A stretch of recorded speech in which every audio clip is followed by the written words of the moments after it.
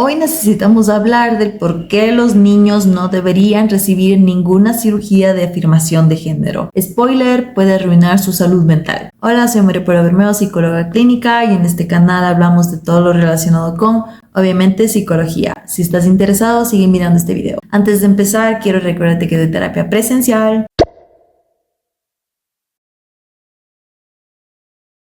Y si estás fuera de la ciudad, tranquilo, porque también doy terapia en línea. Si necesitas una consulta, siéntete libre de contactarme a través de mis redes sociales, mi número telefónico, mi email.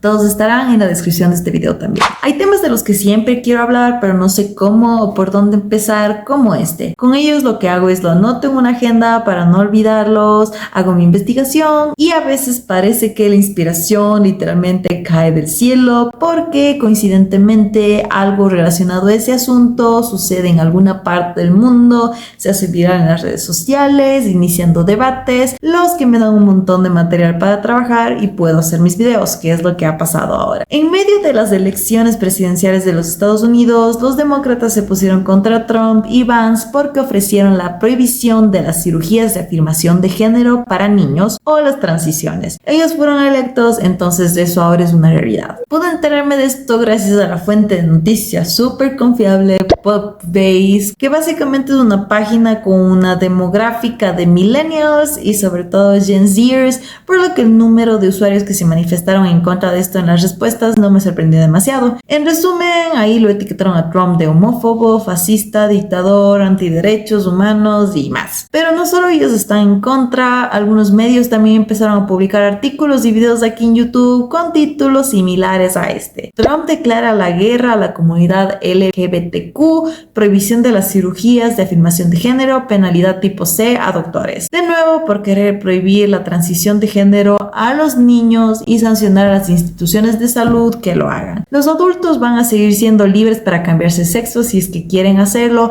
pero la meta es dejar que los niños sean niños. Pero por la manera en la que la gente, específicamente gente woke, está reaccionando a esta noticia, pensé que era el momento perfecto para decirte por qué esta prohibición en realidad está salvando a los niños, particularmente en el aspecto psicológico, que es mi área de trabajo. Primero que nada, debemos entender cómo funciona el desarrollo infantil, empezando por la teoría de Piaget, que sigue siendo una de las estándar hasta el día de hoy. Como puedes ver, de los 0 a 2 años, el niño empieza a interactuar con su entorno. De los 2 a 6 o 7 años, el niño empieza a representar el mundo simbólicamente. De los 7 años hasta los 11 o 12, el niño empieza a aprender sobre las reglas como la conservación. Y recién a los 12 años hasta la adultez, el adolescente puede trascender, puede entender situaciones concretas y puede pensar acerca del futuro. Y también tenemos el desarrollo psicosocial de Erikson, en el que hoy nos enfocaremos hasta la adultez temprana porque estamos hablando sobre los jóvenes. Desde los 0 hasta el primer año de vida,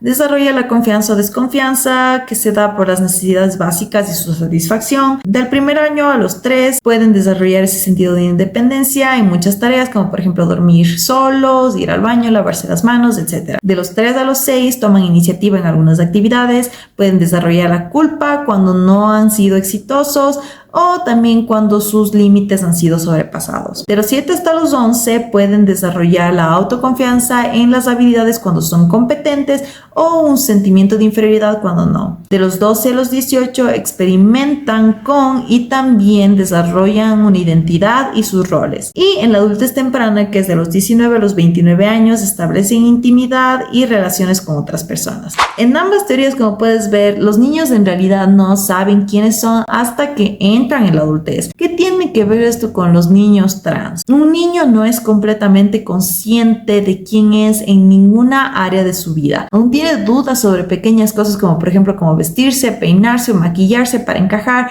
sobre cómo decorar sus cuadernos, sobre su propia personalidad. ¿Cómo puede estar 100% seguro de que es trans? No se puede porque aún está descubriendo la vida. Ahora, siempre que la conversación sobre si los niños deberían hacer algún tipo de transición se da, hay ciertos grupos de gente educada que hablan sobre esta patología mental llamada disforia de género o GD por sus siglas en inglés, para justificar el por qué los niños deberían cortar sus genitales a una edad tan temprana, pero yo soy psicóloga, entonces puedo refutar a estos individuos con mi práctica y mi conocimiento. Pero vamos a satisfacer a esta gente que ha estudiado lo suficiente para entender esta enfermedad mental. Ok, entonces aquí tenemos los criterios para disforia de género según el DSM-5. Una marcada incongruencia entre la experiencia o género expresado desde el nacimiento por una duración de mínimo 6 meses manifestada por al menos uno de los siguientes. Una marcada incongruencia entre la experiencia o género expresado y las características sexuales primarias o secundarias.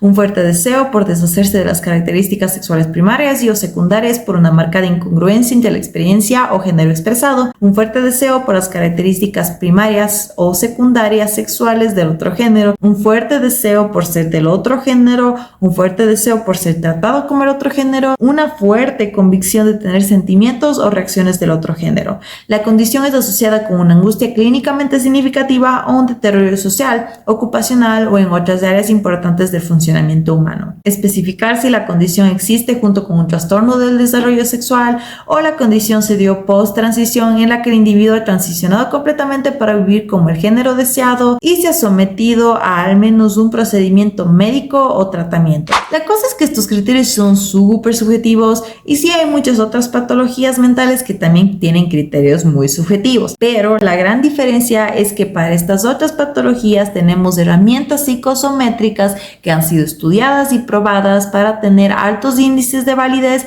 que nos permite determinar si nuestros pacientes sufren de estos trastornos. Obviamente contrastando los datos brindados por el cliente, capaz de familiares o personas cercanas y los tests. Para la disforia de género no tenemos esa ayuda, entonces para concluir que tienen ese trastorno necesitamos de un periodo extenso de sesiones terapéuticas, tal vez puede tomar incluso años para llegar a ese resultado, incluso cuando estamos tratando con adultos. Esto debería ser suficiente para explicar por qué no se puede decir que un niño de 3 años es trans, pero aún así algunos no lo quieren entender. Y algo que me preocupa es que ahora cualquiera que se sienta un poco diferente a sus pares puede ir a Google, hacer una búsqueda rápida sobre cómo se siente y Google le dice, hoy tal vez eres trans, pero aún más choqueante para mí es el tratamiento que esta plataforma recomienda para la disforia de género. Pequeños cambios como usar un nombre diferente, las terapias médicas y las cirugías de afirmación de género. Con tanto acceso al internet, un niño mira esto y quiere someterse a una cirugía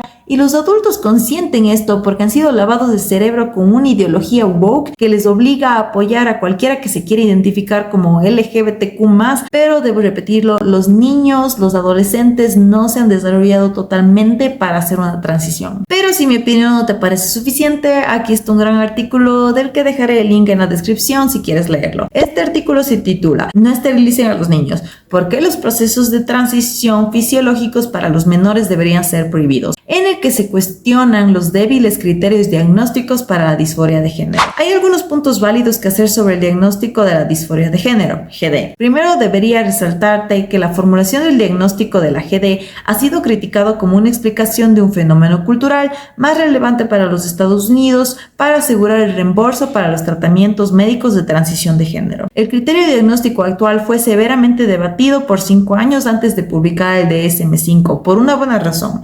En particular, los criterios que resumen el diagnóstico de la GD muestran una partida cuestionable a diferencia de otras consideraciones que son visibles en el DSM-5 al diagnosticar trastornos mentales de niños. Primero, la GD ha sido conceptualizada para aplicarse tanto en niños como en adultos. Cuando se diagnostica a un niño o un adulto, los síntomas deben manifestarse por un mínimo de 6 meses. Curiosamente, el periodo de observación es el mismo para niños y adultos. Esto es sospechoso porque está bien documentado que el cerebro sigue desarrollándose durante la mitad de los 20. Se sabe que algunos de los peldaños del desarrollo se dan dentro de estructuras neurológicas complejas durante la adolescencia, específicamente en el sistema límbico, también conocido como el centro de nuestras emociones, relacionado con el procesamiento, aprendizaje y memoria emocional. Esta importante estructura juega un rol significativo en la salud mental. Estructuras como el sistema límbico necesitan un tiempo más largo para alcanzar sus normas estructurales. Muchas personas no alcanzan estas normas estructurales hasta que llegan a sus 20. Exacto. Primeramente, todo el trastorno mental, a excepción de la disforia de género, tienen una duración diferente para los niños que para los adultos. Curioso que este es el único desorden que tiene el mismo lapso para estos dos grupos, cuando sabemos que siempre tenemos que tomar en cuenta la edad debido a las etapas del desarrollo mental. Este proceso de maduración es generalmente reconocido y sostenido en otros diagnósticos del DSM-5 que se creen y reflejan un patrón estable y observable a través del tiempo. Por ejemplo, el DSM-5 contiene un grupo de trastornos referidos como trastornos de la personalidad. Estos trastornos son caracterizados por un patrón duradero de pensamientos, sentimientos y comportamientos que son relativamente estables a través del tiempo. Al diagnosticar un trastorno de la personalidad, los criterios requieren que los síntomas se presenten por un mayor tiempo en niños que en los adultos. Aquí está la guía que se ofrece en el DSM-5 con respecto a este diagnóstico en los niños. Las categorías de trastornos de la personalidad se pudiesen aplicar con niños y adolescentes en instancias inusuales en las que los rasgos maladaptativos particulares del individuo parezcan ser dominantes, perseverantes y poco probables a limitarse en una etapa particular del desarrollo u otro trastorno mental. Para que un trastorno de la personalidad sea diagnosticado en un sujeto menor a los 18 años, los rasgos deben haberse presentado por un mínimo de un año. Es decir, que para ser diagnosticado con trastornos serios, los síntomas deben ser manifestados por al menos ese año. Al menos. Pero continuemos porque la siguiente parte respalda lo que te dije antes. En contraste, el criterio para la GD en niños incluye una observación de 6 criterios para una duración de 6 meses. Además, el DSM-5 nos dice que el diagnóstico de la GD requiere que uno de los 6 criterios se incluya una marcada incongruencia entre la experiencia o género expresado. La persona también debe experimentar que la condición esté asociada con angustia clínicamente significativa o un deterioro social, escolar u en otras áreas importantes del funcionamiento. Los 5 criterios restantes necesarios para un diagnóstico de GD probablemente dan lugar para ser interpretados. Aquí está un ejemplo de los criterios usados para determinar una GD. Una preferencia por roles del género opuesto en el juego, una preferencia por juguetes, juegos, actividades estereotipadas para el otro género y una preferencia por tener compañeros de juego del género opuesto. Según los estándares planteados en el DSM-5, diagnosticar un trastorno de la personalidad en niños debe ser observado por un periodo prolongado. Sin embargo, intervenciones para tratar los trastornos de la personalidad en niño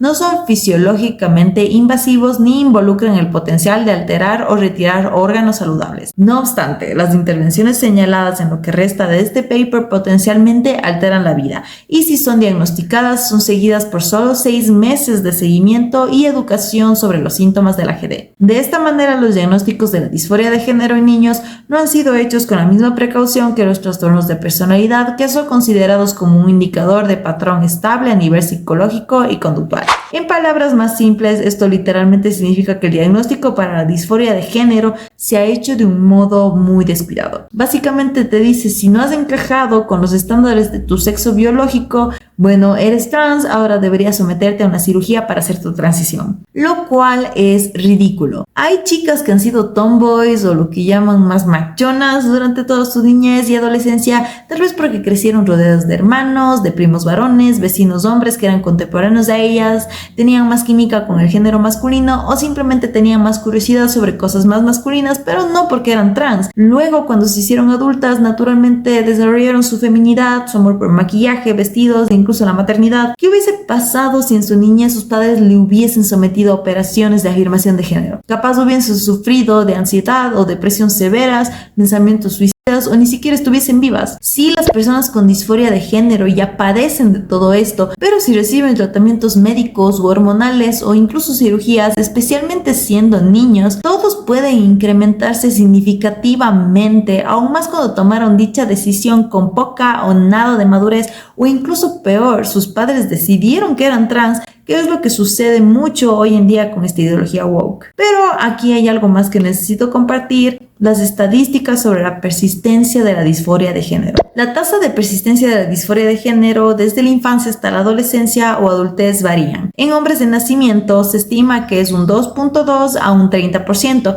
En mujeres biológicas la persistencia es de un 12 a un 50%. En un análisis diferente combinando los resultados de 10 estudios, 2 catedráticos reportaron en 2016 que para la mayoría de los niños 85.2, es decir 270 de 310 2017, los sentimientos disfóricos cesaron después de la pubertad, lo que concluye que solo un 14.8% continúa experimentando dichas sensaciones. Esto ocurre sí porque los niños están explorando la vida, pero también porque están en desarrollo. Es una experiencia muy común que durante la pubertad los adolescentes deseen no ser del sexo que son porque usualmente se sienten incómodos con los cambios biológicos que su cuerpo está atravesando. Es usual que algunos de ellos tal vez no quieran ser hipermasculinos o hiperfemeninos porque en ocasiones tienen miedo de crecer y aún quieren ser niños. A veces no quieren aceptar su sexo biológico porque tienen relaciones problemáticas con el padre del mismo sexo, y al rechazar la feminidad o masculinidad también intentan rechazar a dichas figuras, pero ninguno de esos motivos son lo suficientemente buenos para que un niño sea trans. Si es que algo se debería hacer es buscar ayuda en terapia, porque detrás de una persona joven que no se siente lo suficiente hombre o mujer,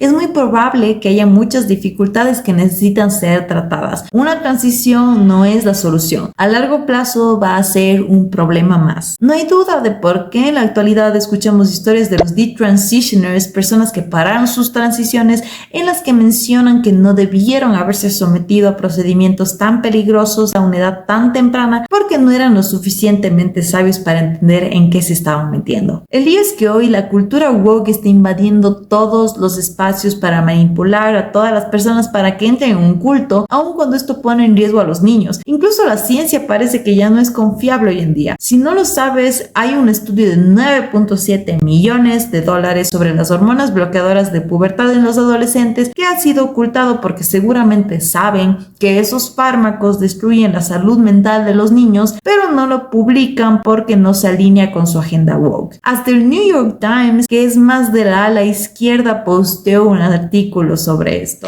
Un estudio en Estados Unidos sobre los bloqueadores de pubertad no ha sido publicado por la política, dice una doctora. La líder de este extenso estudio dijo que las drogas no mejoran la salud mental de los niños con angustia sobre su género y que los resultados tal vez sean utilizados como armas para los opositores de este servicio. Opositores de este servicio quiere decir gente con sentido común. Una doctora influyente y defensora de los tratamientos de género para adolescentes dice que no ha publicado el tan esperado estudio sobre los fármacos bloqueadores de pubertad debido al cargado entorno político de América. La doctora Joanna Olson Kennedy inició el estudio en 2015 como parte de un grande multimillonario proyecto federal sobre la juventud transgénero. Ella y sus colegas reclutaron a 95 niños de todo el país y les dio bloqueadores de pubertad que datan los cambios físicos permanentes como pechos o el engrosamiento de la voz, que puede exacerbar su angustia sobre su género, conocida como la disforia. La doctora Olson Kennedy es una de las defensoras más vocales sobre el tratamiento de género para adolescentes de la nación y ha servido como una perito judicial en muchos juicios para su prohibición en los estados. Ella ha dicho estar preocupada sobre los resultados del estudio porque pueden ser usados en la corte para argumentar que no deberíamos utilizar los bloqueadores de pubertad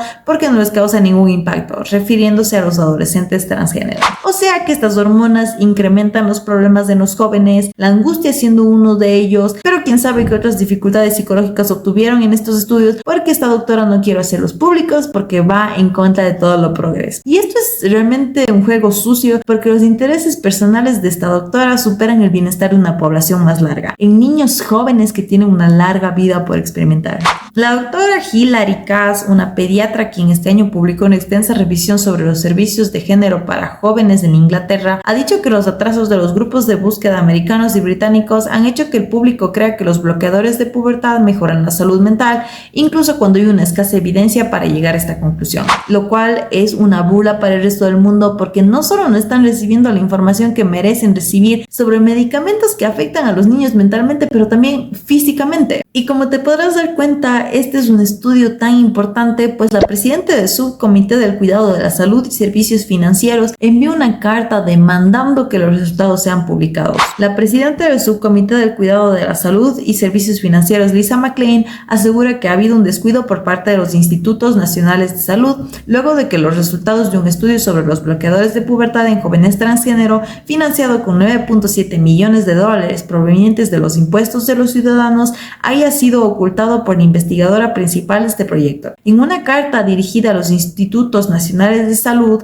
la directora Mónica Bertagnolli y la presidenta del subcomité McLean solicitan los documentos e información relacionada con el proyecto en curso y los datos del mismo que no han sido publicados. El Comité de Supervisión y Responsabilidad está llevando a cabo una investigación sobre el estudio de $9.7 millones llamado El impacto del tratamiento médico temprano en los jóvenes transgénero, realizado por los Institutos Nacionales de Salud, escribió McLean. Nos alarma que la investigadora principal del proyecto, doctora Orson Kennedy, ha impedido la publicación de los resultados obtenidos en el estudio, pues ha generado dudas sobre la eficacia del modelo afirmativo de género, debido a que ella cree que los resultados pudiesen ser utilizados como argumento por quienes critican las intervenciones médicas de transición de género en los niños. La aparente mala interpretación de la doctora Orson Kennedy sobre los resultados del estudio de TYC y su negativa a publicar la investigación financiada con los impuestos de los ciudadanos debido a sus sesgos preexistentes y porque puedan ser criticados por los críticos de las intervenciones afirmativas de género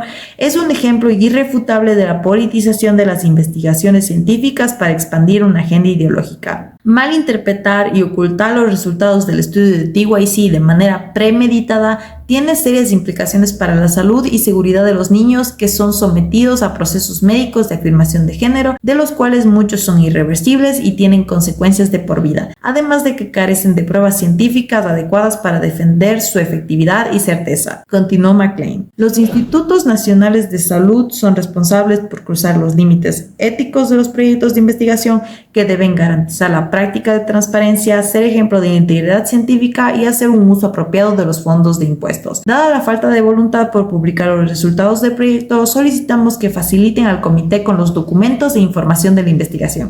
Ella dijo lo que yo quería decir. Esta doctora Orson Kennedy ha sido una defensora de las cirugías de afirmación de género para los niños, entonces su sesgo es notable. Además de que las palabras que usa como este estudio puede ser utilizado por opositores son términos muy utilizados por individuos woke para defenderse. Aparte de que esta supuesta científica está ocultando los resultados y eso creo que le incrimina más que las mismas conclusiones de dicho estudio. Todo lo que puedo decir para cerrar este video es que los niños no están aptos para determinar si son o no trans. Los niños ven todo como algo curioso y divertido porque esa es su naturaleza, una llena de inocencia que no se la deben arrancar, ellos no se lo merecen. Deja que los niños sean felices, ingenuos, que exploren, deja que los adolescentes se desarrollen y descubran quiénes son y qué quieren hacer antes de someterlos a procedimientos irreversibles que ponen en riesgo toda su salud. Permíteles encontrar su verdadera identidad hasta que sean adultos que puedan consentir, porque usualmente ya son lo suficiente maduros para tomar decisiones importantes como adultos. No arruines una vida tan joven solo porque una agenda woke te dice que lo hagas, porque eso tendrá un montón de consecuencias a largo plazo, tanto físicas como psicológicas y espirituales, que en verdad no valen la pena. ¿Hay algo que aprendiste de este video o que te gustaría añadir a la conversación?